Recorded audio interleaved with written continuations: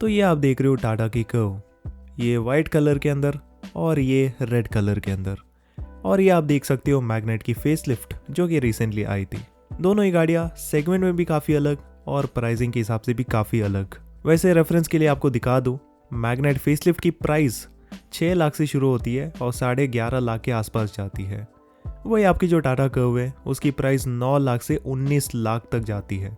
तो प्राइस में तो यार बहुत ज़्यादा डिफरेंस है, लेकिन इसके बावजूद भी मैग्नाइट एक सस्ती कॉम्पैक्ट एसयूवी होने के बावजूद भी इसके अंदर आपको कुछ ऐसी चीज़ें मिलेंगी जो कि टाटा कर्व को भी चैलेंज करती है।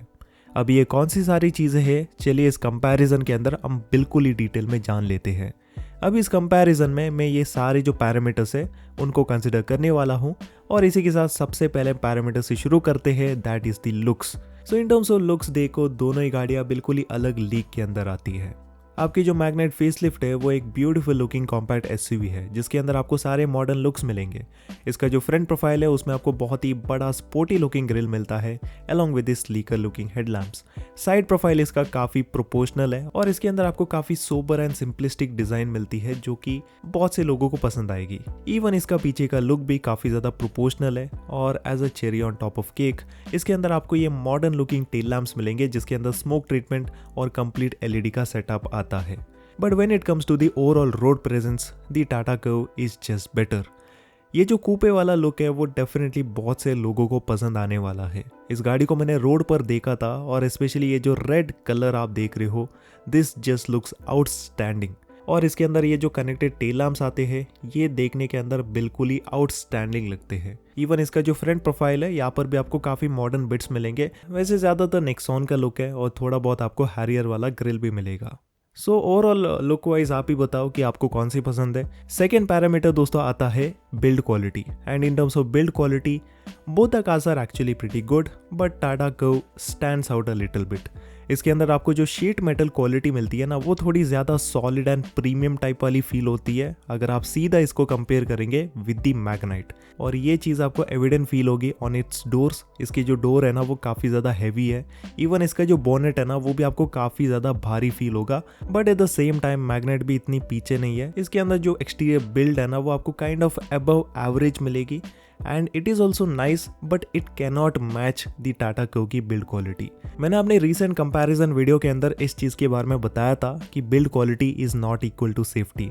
ये जो पूरा शीट मेटल क्वालिटी वगैरह देखते हो ये डेफिनेटली प्रीमियमनेस के हिसाब से एड अप करता है, but at the same time जो एक्चुअल सेफ्टी आती है दैट कम्स फ्रॉम द शासी। कर्व की जो शासी है वो बेस्ड है ऑन द नेक्सॉन और ऑलरेडी इस गाड़ी को 5 स्टार की रेटिंग मिल चुकी है। मैग्नेट की बात की जाए तो इसका जो प्री फेसलिफ्ट मॉडल था इसको लगभग 4 स्टार की रेटिंग मिली थी on the global NCAP, but इस अपडेटेड मॉडल के अंदर इसकी जो शासी है ना वो थोड़ी और इंप्रूव हो चुकी है। तो इस बार काफ़ी ज़्यादा चांसेस है कि ये जो गाड़ी है ना वो 5 स्टार की रेटिंग स्कोर कर दे। एंड सेफ्टी वाइज मैं बताना चाहता हूँ कि दोनों के अंदर आपको जो 6 airbags, ABS, electronic stability control, traction control और ऐसे बहुत सारी जो फीचर्स हैं ना वो बेस वेरिएंट से ही मिल जाएंगे एज अ स्टैंडर्ड पार्ट। सो उसकी वजह से भी सेफ्टी वाइज दोनों में कोई कॉम्प्रोमाइज़ नहीं होगा। इसके अलावा दोनों की जो डायमेंशंस है ना उसको भी मैं स्क्रीन पर लिस्ट कर रहा हूँ। ऑब्वियस ही बात है कि टाटा कर्व एक बड़ी सेगमेंट वाली गाड़ी होने की वजह से इसके अंदर आपको ओवरऑल जो लेंथ है ना वो काफ़ी ज़्यादा मिलेगी, but at the same time space wise it is not very different. इस गाड़ी के अंदर मैं रिसेंटली बैठा और वैसे मैं बता दूँ मेरी हाइट अराउंड 6'2" के आसपास है and I was really disappointed with the space. इसमें स्पेस जो था ना वो बिल्कुल ही नेक्सॉन जितना ही था। तो कहीं ना कहीं टाटा ने क्या किया है कि ज़्यादातर ना बूट स्पेस के हिसाब से इन लोगों ने फोकस किया है, लेकिन leg room and knee room को इन लोगों ने काफ़ी ज़्यादा कम कर दिया। So space wise there is not much of a difference. बाकी बूट स्पेस वाइज देखा जाए तो यहाँ पर कोई कंपैरिजन नहीं है। कर्व के अंदर आपको लगभग 500 लीटर का बूट स्पेस मिलता है। सो ऑब्वियसली मैग्नेट की 366 लीटर से काफ़ी ज़्यादा है। तो स्पेस के बारे में बता दिया। अभी कंफर्ट वाइज देखा जाए सो देखो सीटिंग पोस्चर दोनों का सेम है, दोनों में आपको थोड़ा अपराइट स्टैंस मिलेगा। इवन सीट की कुशनिंग और जो थाई सपोर्ट है ना वो भी आपको दोनों में सेम मिलता है। लेकिन पीछे की सीट मुझे स्लाइटली मैग्नेट के बेहतर लगे, लेकिन ये बहुत बड़ा फर्क नहीं है, इट इज़ जस्ट 19-20 का फर्क।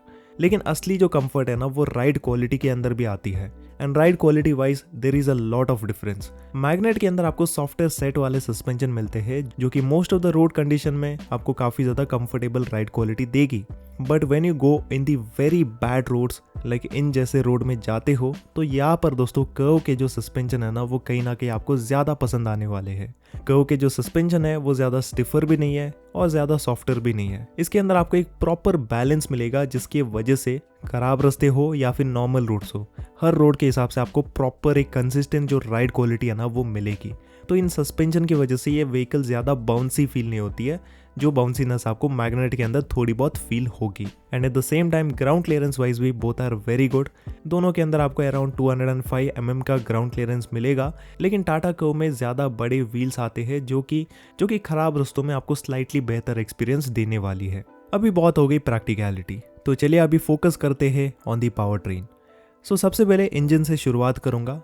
वैसे इंजन वाइज देखा जाए तो कर्व के अंदर आपको मल्टीपल इंजन ऑप्शंस मिलेंगे। लाइक इसमें नॉर्मल टर्बो पेट्रोल आता है और उसके साथ आपको डीजल और TGDI पेट्रोल भी मिलेगा। लेकिन डीजल और TGDI इंजन को मैं हटा रहा हूँ इस कंपैरिजन से, क्योंकि वो औकात के बिल्कुल ही बाहर जाती है। So let's focus on the 1.2 litre Revotron, जिसके अंदर आपको लगभग 117 bhp की पावर और 170 Nm का टॉर्क मिलता है। साथ में अगर मैं बात करूं मैग्नेट के इंजन की, तो इसके अंदर आपको दो ऑप्शंस मिलते हैं, एक आपका नेचुरली एस्पिरेटेड, एक आपका टर्बो। लेकिन इस कंपैरिजन को फेयर रखने के लिए मैं इस नेचुरली एस्पिरेटेड इंजन को हटा रहा हूं, जो कि काफी ज्यादा अंडर पावर्ड फील होता है। So that is why let's focus on the turbo engine, जो कि है 1 लीटर का टर्बो चार्ज पेट्रोल इंजन, जिसके अंदर आपको लगभग 100 bhp की पावर और 160 Nm का टॉर्क मिलेगा। सो ऑफकोर्स जो ऑन पेपर स्पेसिफिकेशन है वो आपको टाटा कर्व के स्लाइटली बेहतर मिलेंगे, but trust me, real life में जब आप दोनों ही गाड़ियों को चलाने वाले हो देन कहीं ना कहीं मैग्नेट का जो ये टर्बो इंजन है ना वो आपको ज़्यादा पसंद आएगा, क्योंकि इसके अंदर आपको जो ओवरऑल इनिशियल परफॉर्मेंस है ना वो काफ़ी ज़्यादा कंसिस्टेंसी मिलती है। तो ये जो रेवेट्रॉन वाला इंजन है ना ये बुरा नहीं है, इसमें भी परफॉर्मेंस अच्छी है, बट इनिशियल में क्या है कि इसके अंदर आपको थोड़े बहुत फ्लैट स्पॉट्स मिलेंगे, लेकिन मिड रेंज के बाद आपको काफ़ी अच्छी परफॉर्मेंस मिलती है। सो कहीं ना कहीं अगर आपकी रनिंग ज़्यादातर सिटीज़ में है तब आपका जो मैग्नेट का टर्बो इंजन है वो आपको स्लाइटली बेहतर एक्सपीरियंस देता है अगर आप इसको रेवेट्रॉन से कंपेयर करेंगे तो। बाकी देखो refinement wise both are very similar, लेकिन हाँ फ्यूल एफिशिएंसी वाइज यहाँ पर फोकस किया जाए, वैसे दोनों के अंदर 18 kmpl के आसपास जो माइलेज है ना उसको क्लेम किया जाता है, but at the same time real life में जब आप देखते हो तो कहीं ना कहीं मैग्नेट के अंदर आपको स्लाइटली बेहतर एवरेज मिलेगी। इसका सिंपल रीज़न इतना ही है कि मैग्नेट एक छोटी गाड़ी है, इसके अंदर आपको वेट थोड़ी कम मिलेगी अगर आप इसको सीधा टाटा कर्व से कंपेयर करेंगे तो। टाटा कर्व के अंदर आप मान लो रियल लाइफ में आपको लगभग 13 kmpl की जो एवरेज है ना वो मिक्स रोड कंडीशन के अंदर मिलने वाली है, वही आपकी जो मैग्नेट है उसके अंदर आपको लगभग 15 kmpl की माइलेज मिलेगी। इसके अलावा पावर ट्रेन के अंदर गियर बॉक्स के बारे में बात करूं तो दोनों के अंदर आपको मैनुअल एंड ऑटोमेटिक का ऑप्शन मिलेगा, बट यहाँ पर प्रॉब्लम इतनी है कि सिंस हम मैग्नेट का जो top of the line variant है उसको कंसिडर कर रहे हैं, तो उतने प्राइस के अंदर आपको टाटा कर्व का कोई भी ऑटोमेटिक वाला गियर बॉक्स नहीं मिलता। जो DCT गियर बॉक्स है वो शुरू होता है from the pure plus variant, जिसकी प्राइस लगभग 12.5 लाख से शुरू होती है। सो ऑब्वियस सी बात है कि अगर आपका बजट बहुत ज़्यादा टाइट है तो कहीं ना कहीं मैग्नेट का जो ये टर्बो CVT है ना वो ज़्यादा सेंस करेगा, और सस्ता होने के साथ साथ ये काफ़ी अच्छा एक्सपीरियंस भी आपको देने वाला है। Obviously genuine automatic gear box है तो कोई भी जर्किनेस या फिर जो कोई इनकंसिस्टेंसी है ना वो आपको बिल्कुल भी फील नहीं होगी। बाकी देखो थोड़ा पैसे अगर आप स्पेंड कर सकते हो तो कर्व का ये जो 7 स्पीड वाला DCT है ना ये भी काफ़ी आपको अच्छा एक्सपीरियंस देगा। इसके अंदर आपको गियर शिफ्टिंग और जो ओवरऑल परफॉर्मेंस है ना वो थोड़ी सी फास्टर मिलती है। बाकी देखो मैनुअल के अंदर आप जो भी लो दोनों में आपको एक्सपीरियंस सेम ही मिलेगा, गियर शिफ्टिंग वैसे दोनों में काफ़ी अच्छी है। एनीवेज ये पावर ट्रेन के बारे में मुझे बताना था, तो अभी चले हम ड्राइविंग डायनेमिक्स के बारे में भी थोड़ी बहुत चीज़ें जान लेते हैं। तो दोनों ही गाड़ियाँ कोई स्पोर्ट्स कार तो नहीं है, लेकिन both are very good family cars, और फैमिली कार के हिसाब से दोनों के अंदर आपको काफ़ी अच्छे डायनेमिक्स मिलते हैं। लेकिन फिर भी मैं आपको बताना चाहूँगा कि कर्व के ज़्यादा एरोडायनेमिक डिज़ाइन की वजह से ये काफ़ी ज़्यादा हाई स्पीड के अंदर भी मैग्नेट से ज़्यादा स्टेबल फील होती है। लाइक मान लो कि अगर आप 130 स्पीड के हिसाब से जा रहे हो तो कोई भी इसमें स्टेबिलिटी वाइज आपको दिक्कत नहीं होगी। साथ में इसके अंदर आपको डिपार्चर एंगल भी काफ़ी अच्छा मिलता है और गाड़ी की वेट भी ज़्यादा है, बिकॉज ऑफ विच ये बिल्कुल ही टैंक जैसी चलती है ऑन दी हाईवेज। लेकिन फिर से मैं आपको बता रहा हूँ as a family car both are pretty good, और मैं ज़्यादा कुछ ऐसे कंप्लेन नहीं करना चाहता।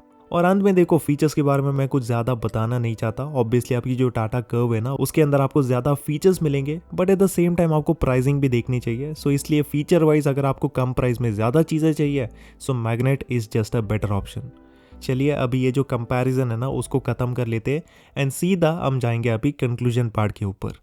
सो कंक्लूजन वाइज मैं इतना ही बताना चाहता हूँ। तो सबसे पहले देखो, अगर आपको एक ऐसी गाड़ी चाहिए जो कि ज़्यादातर आप सिटीज़ में चलाने वाले हो, और अगर आपको कम प्राइस में बढ़िया सा ऑटोमेटिक चाहिए, and at the same time अगर आपके घर में पार्किंग वगैरह ज़्यादा नहीं है और बढ़िया सा अगर आपको परफॉर्मेंस चाहिए, देन उस हिसाब से आप मैग्नेट का जो ये फेसलिफ्ट है ना उसको ले सकते हो।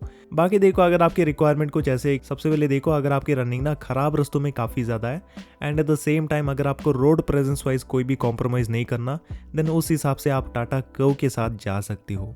तो बेसिकली अभी आपको अपने रिक्वायरमेंट्स को देखना है और अपने रिक्वायरमेंट्स के हिसाब से दोनों में से किसी को चूज़ करना है। तो बेसिकली यही था सब कुछ जो कि मैं आपको इस वीडियो के अंदर बताना चाहता था regarding both of the cars. अगर आपको ये वीडियो पसंद आए तो सबसे पहले देखो, वीडियो को लाइक कर लेना और चैनल को भी सब्सक्राइब कर लेना, और अपने दोस्तों के साथ भी इस वीडियो को शेयर कर लेना जो कि एक कॉम्पैक्ट एसयूवी लेने के बारे में सोच रहे हैं।